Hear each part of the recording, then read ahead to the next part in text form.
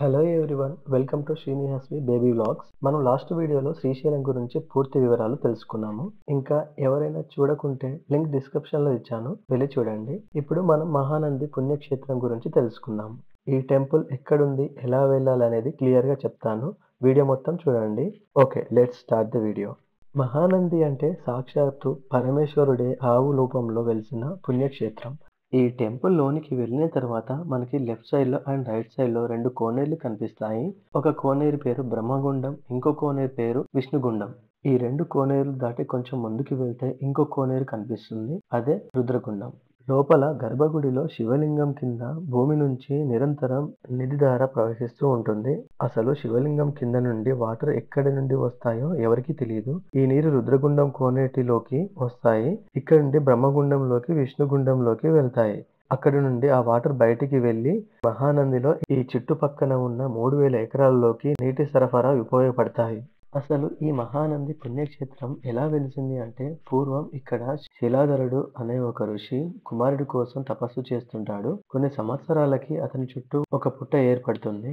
ఇంకా కొన్ని సంవత్సరాల తర్వాత శివుడు ప్రత్యక్షమై ఏం వరం కావాలని అడగగా, అప్పుడు శిలాధరుడు నాకు కుమారుడు కావాలని కోరుతాడు. శివుడు శిలాధరునికి పుట్ట నుండి ఒక బాలుడిని ఉద్భవిస్తాడు.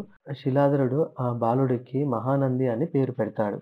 తర్వాత మహానంది ఎన్నో విద్యలు నేర్చుకొని శివుడి కోసం తపస్సు చేయగా, స్వయంగా శివుడు పార్వతితో ప్రత్యక్షమయ్యి ఏం వరం కావాలని అడుగుతాడు. అప్పుడు మహానంది నన్ను మీ వాహనంగా చేసుకోమని కోరుతాడు. శివుడు ఆ వరంకి అంగీకరించి ఇంకో వరం కూడా ఇస్తాడు.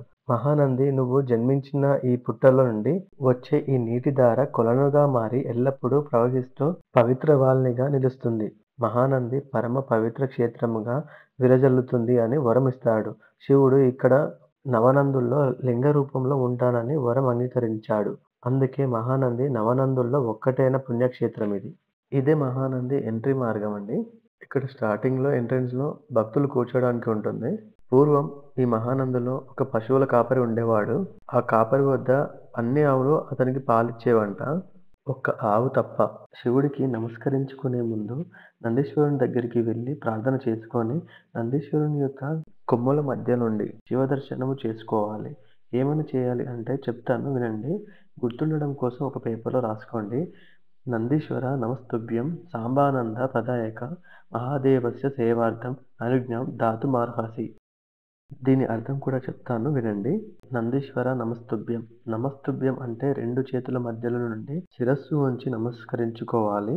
ఎవరు అనగా సాంబానంద ప్రదాయక, అమ్మతో కలిసి ఉన్నటువంటి శివుని యొక్క దర్శనాన్ని నాకు అనుగ్రహించగలిగినటువంటి వాడివి. వాళ్ళిద్దరి దర్శనము చేత ఆనందమును పొందేటట్టు చేయగలిగినటువంటి వాడివి నువ్వు. నీ అనుగ్రహం లేకుంటే ఆయన దర్శనమే లేదు. కాబట్టి సాంబానంద ప్రదాయక మహాదేవస్య సేవార్థం, నేను మహాదేవుని యొక్క సేవ చేయాలనుకుంటున్నా, ఆ శివుడి ఎదురుగుండా నమస్కరించుకోవాలనుకుంటున్నా. అనుజ్ఞాం దాతుమర్హసి, మీరు నాకు అనుమతి ఇవ్వండి. మీరు అనుమతిస్తే అప్పుడు నేను లోపలికి వెళ్తాను అని చెప్తారు. నందీశ్వరుడు కేవలం ఒక పరమశివుడు వచ్చేటటువంటి వాహనం ఒక్కటే కాదు, అసలు నందీశ్వరుని యొక్క అనుమతి లేకుండా శివాలయంలోకి శివదర్శనం చేసుకున్నారనుకోండి అని శివుడు అంగీకరించాడు. దర్శనం అయిపోయినాక బయటికి రావడానికి కూడా ఇది దారి ఉంటుందండి. ఇదండి మళ్ళీ మనం బయటికి వెళ్ళే దారి. లేట్ నైట్ అయితే హోటల్స్ పక్కనే ఉంటాయండి. ఎక్కడో దూరం వెళ్ళాల్సిన అవసరం లేదు. బయటికి వెళ్ళగానే హోటల్స్ ఉంటాయి, అక్కడ స్టే చేయొచ్చు. ఇదండి ఈరోజు మన వీడియో. ప్లీజ్ లైక్ చేయండి, కామెంట్ చేయండి, షేర్ చేయండి. ఈ వీడియో ప్రతి ఒక్కరికి షేర్ చేయండి, అందరికీ యూస్ఫుల్ అవుతుంది. అలాగే ఇంకా సబ్స్క్రైబ్ చేసుకునే వాళ్ళు సబ్స్క్రైబ్ చేసుకొని పక్కన ఉన్న బెల్ ఐకాన్ క్లిక్ చేయండి. ఇప్పుడు మనం మహానందికి ఎలా వెళ్ళాలో చెప్తాను, వినండి.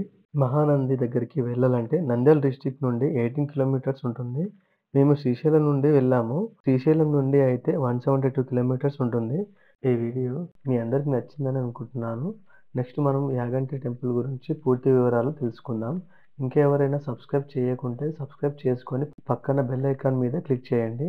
నేను చేసే ప్రతి ఒక్క వీడియో మీకు చేరుతుంది. ఇలాంటి ప్రతి ఇన్ఫర్మేటివ్ వీడియో ఎవ్రీ వీక్ 2 పెడుతూ ఉంటాను. ఏది కూడా మిస్ అవ్వకండి. ప్లీజ్ సబ్స్క్రైబ్ చేసుకోండి.